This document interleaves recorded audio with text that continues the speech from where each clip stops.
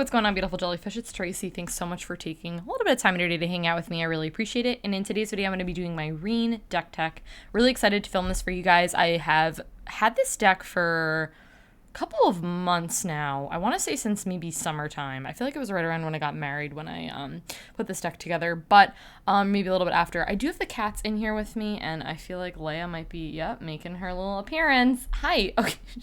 Leia. You cannot sit here, baby.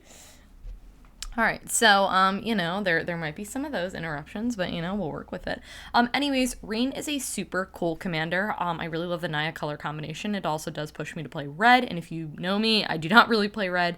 She's a really cool commander, so other multicolor creatures you get +1/+0. She's also got flying, so you can definitely kill people with commander damage, and there are a couple of things that buff in this deck, so you can make her a little bit bigger to kill people quicker. And then it says, whenever another multicolored creature you control dies, you return it to your hand at the beginning of the next end step. So basically your stuff is unkillable. Also, there's a cat hair in my tea. All right, there we go. So, yeah, let's just jump into it. Let's first start talking about the mana base. 35 lands. It's the sweet spot. You know. Let's see. There are 6 planes. There are 5 forests, which honestly blows my mind. I feel like I should have another forest in here because I feel like I have more green sources, and then I have 5 mountains. I mean, it's only like 1 given it's not like it's totally wild, you know what I mean? Okay, let's first jump into the mana base. So the first card I have is Arid Mesa, one of the fetch lands, which is this like literally the only fetch land that I have? Oh, no, sorry. I have all the fetch lands. I'll just talk about them all together because that just makes the most sense to me. This is not a fetch land, Tracy. This is... How many people, when I pulled that out, were like, excuse me, miss, that is not a fetch land. That's a shock land. Does anyone else get them confused? Because I do. Okay. I don't have the other one. I don't know why I don't have that, but I literally just do not. So here we are. Anyways, I got 2 fetch lands, of course. What is the one? It's white... green. I don't know. Don't have an extra one. Not sure why. Okay, next land I have is Bonder's Enclave. I love this card. I think I'm going to zoom you guys in a little bit more. I love this card. There's a lot of stuff in here that has power 4 greater, so you are able to draw cards with that.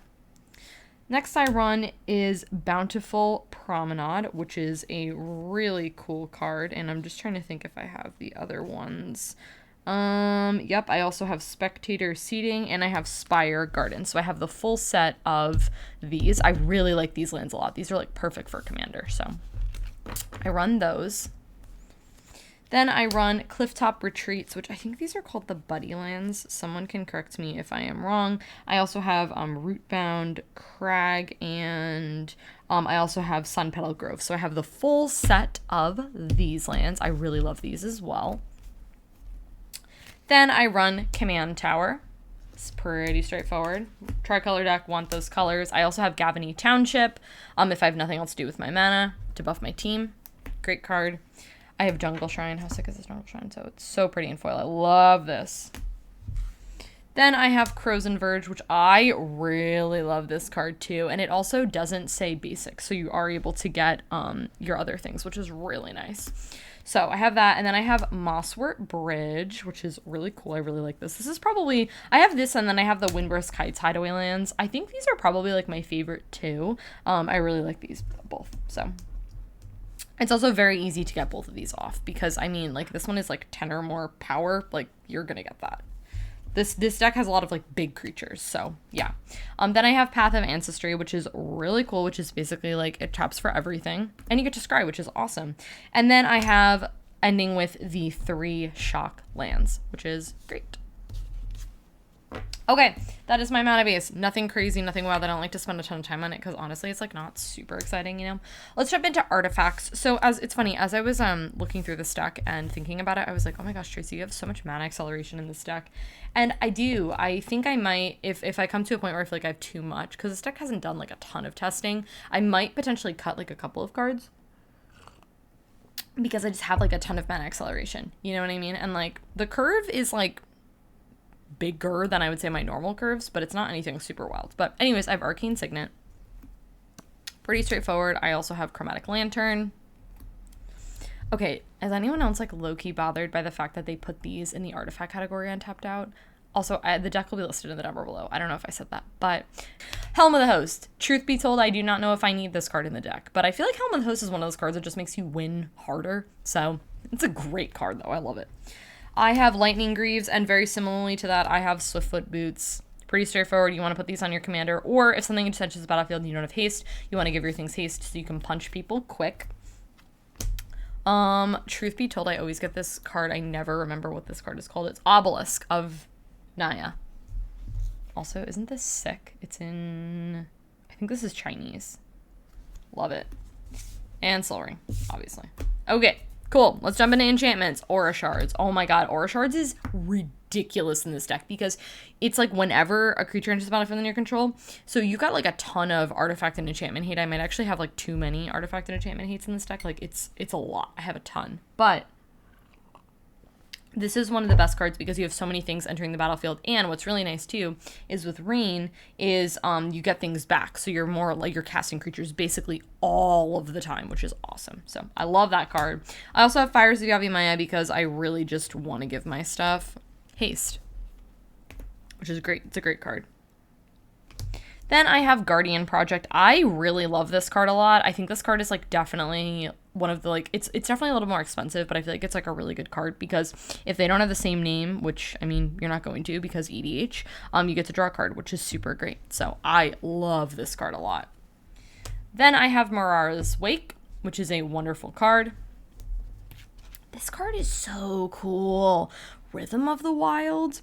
This is creature spells you control can't be countered, and then non-token creatures you control have Riot. I really like this card a lot. I think this is really cool. I think if it depends on what I pick, if it's haste or a +1/+1 counter, probably going to pick the +1/+1 counter on it. Depends on the situation. Depends on if I'm really close to killing someone. I want to give them haste. I have, you know, those couple ways of giving haste. So it just totally depends, but this card is awesome.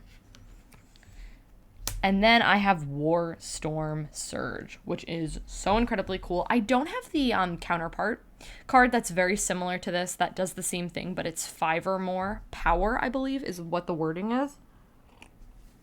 I don't have that in this deck. Some of my creatures, I have like a lot of creatures that are on the larger side, but some of them are like 4 toughness, for example. So this one kind of just like, you know, fixes everything, but I do have some buffs, so. Okay, let's jump into sorceries. I'm going to go through this pretty quickly because a lot of these cards, to be honest with you, are like really basic. Like I have Cultivate and Kodama's Reach, like, you know, nothing crazy. Similarly to that, I have Farseek. I also have Rampant Growth, you know, nothing crazy there. These are also very similar. I have Planar Cleansing and I also have Hour of Revelation, which these are like my favorite board wipes aside from Perilous Vault, which I realize I don't have Perilous Vaults in this deck. I think just because I don't have an extra one because like I put it in all my decks, so I'm just like out of Perilous Vaults.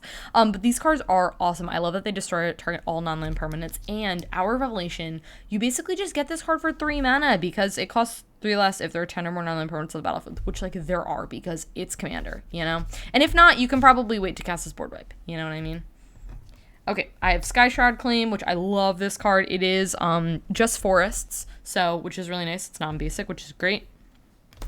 I then have Sylvan Scrying, which I love this card. So good. You're fixing this deck. It's so good, which I really love. Then I have Vandal Blast. I feel like this is a card that's going to come out just as like a kind of heads up because honestly, I don't know if I need it. I have so much artifact and enchantment removal in this deck. It's like, I don't know if I need that. You know what I mean? And then I have Wrath of God. Card's great.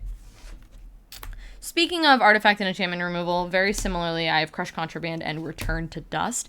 I feel like a lot of people know Return to Dust because it's like a very staple EDH card. I don't feel like a lot of people know about this card, and I can understand why people like one or the other because Return can do like double, if that makes sense. So you could do like 2 artifacts or 2 enchantments or 1 and 1, and this is just like you might be paying 4 mana to just remove 1, but in my opinion, it doesn't really matter. I feel like you get value off of this card, and I feel like even if you're like, the artifact is super threatening and I don't really care about the enchantment, you're still doing 2 for 1. You know what I mean? So, I love both of these. Yeah, and I like that they say Exile, so. I have Eldamare's Call, which is so incredibly cool. The kind of cool thing about this deck is you have a bunch of different creatures that do a bunch of different things, so you can kind of get whatever you need with this. Naya Charm is a filler card in here. This is just going to come out. I like the Charm cards, but I think there's just things that are better, so.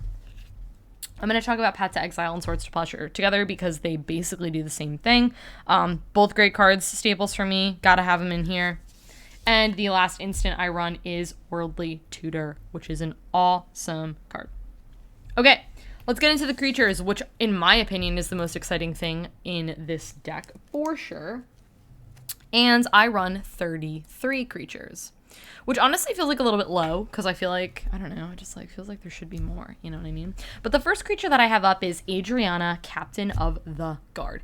And funny story about this card is I actually had this card originally in my ladies deck, in one of my ladies deck lists, and I think it came out, it got replaced by other stuff. I lowered the curve on that deck a little bit, and this was just a card that did not make the cut. Hi, Zelda.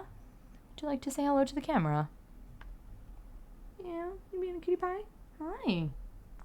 You gonna literally try to sit right there? Is that your game plan? Is that the plan?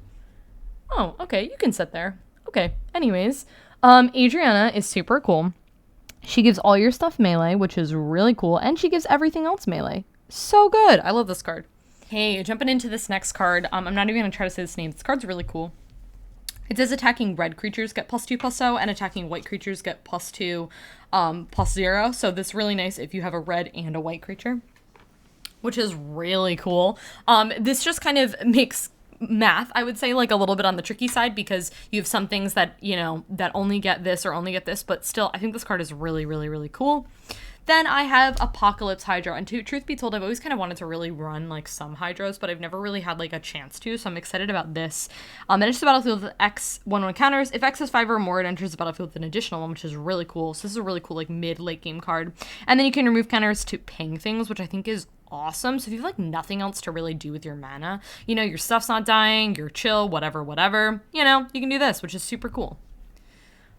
I mean, like, I had to run Aurelia, you know what I mean? Like, I just kind of had to. Like, I absolutely love Aurelia, so getting an additional combat step is honestly pretty nutty. So yeah, not a whole lot to say there. Love that card.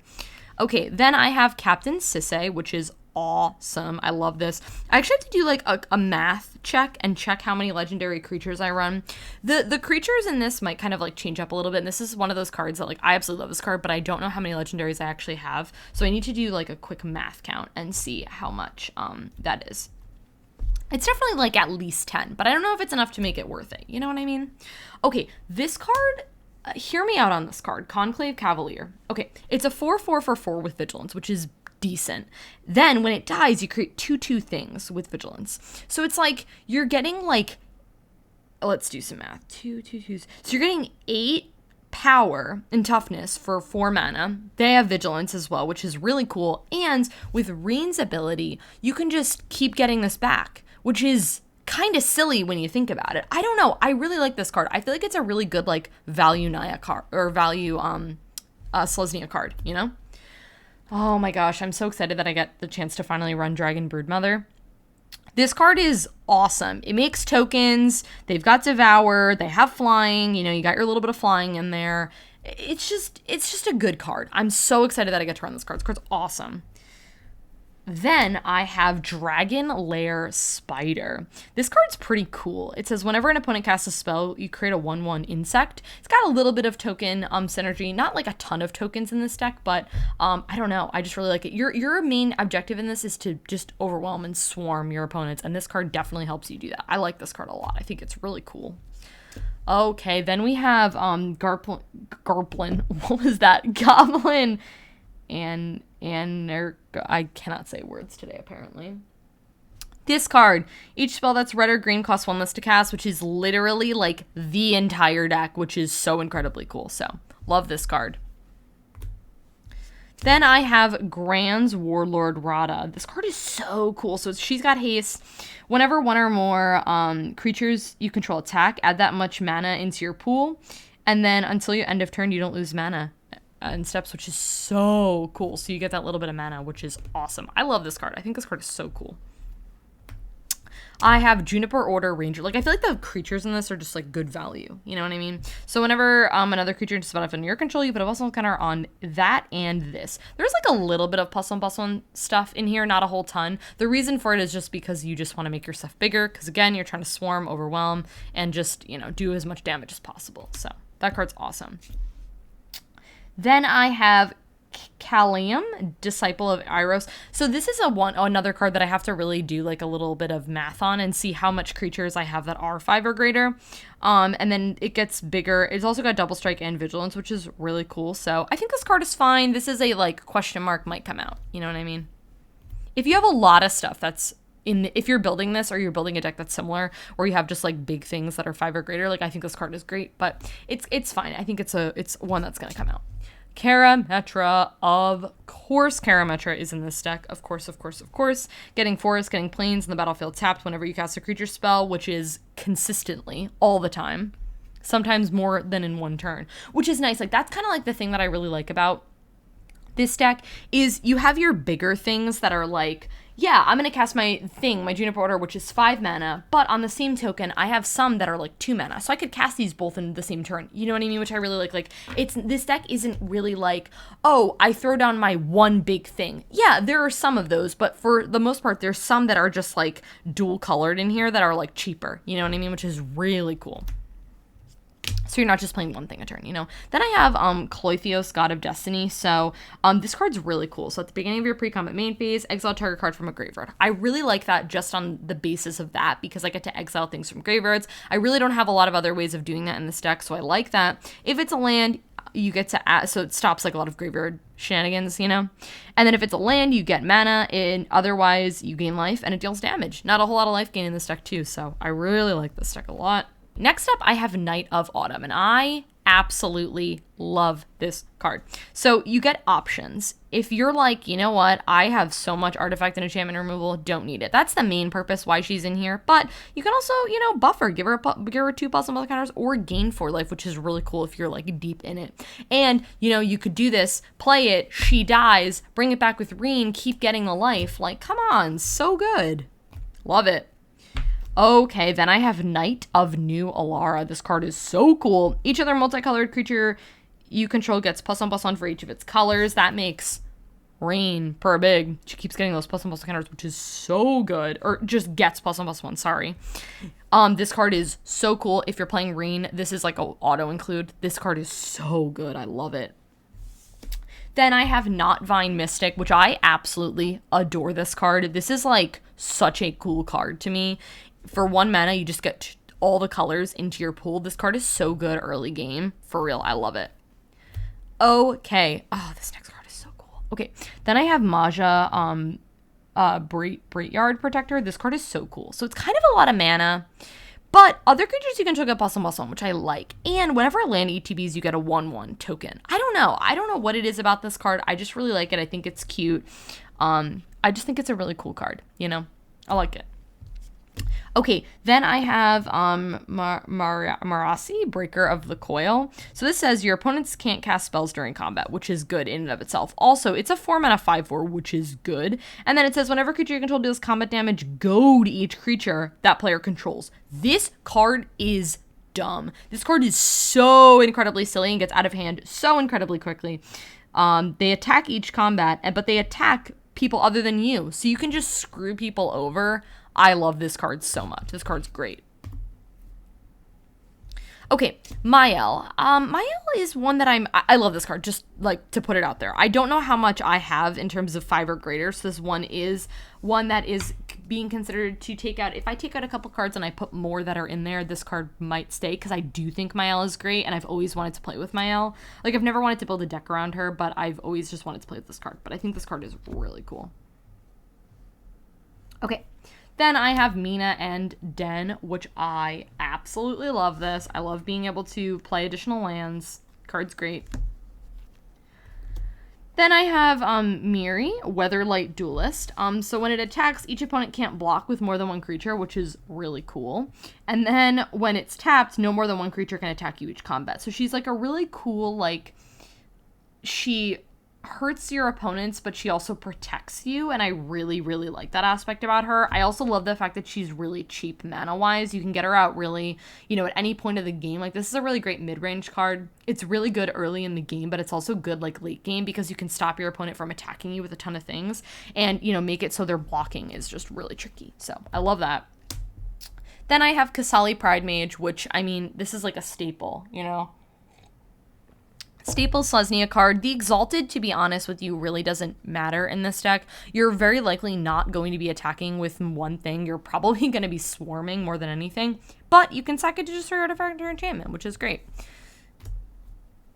Then I have Rada, Heart of Keld. Okay, so as long as it's your turn, she gets first strike, which is cool. You may look at the top card of your library, and you can play lands, which is so cool. Those two, like, these abilities on their own for a 3-mana 3/3 are already good.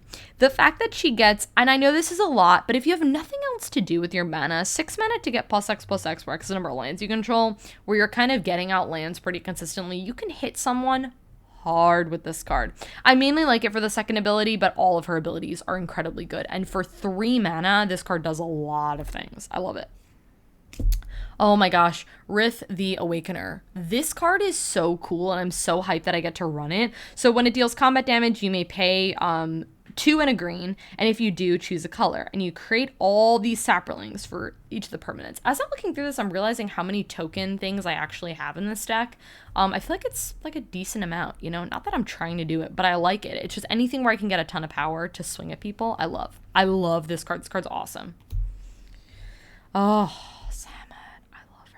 she's so cool. I have her in Ladies too, and she's awesome. So she's got double strike, vigilance, haste. Other creatures you control have haste, and you get to untap another target creature. She does so many different things. She can hit hard by herself, and just the fact that she gives everything haste, which is so incredibly strong. And you can untap stuff. So swing, swing, swing, all your things, and then boom, untap. Oh, I love her. She's so good. Okay, you know, this card, Paul not made fun of me a little bit for it, but Paul was like, I don't know if this card is really that good.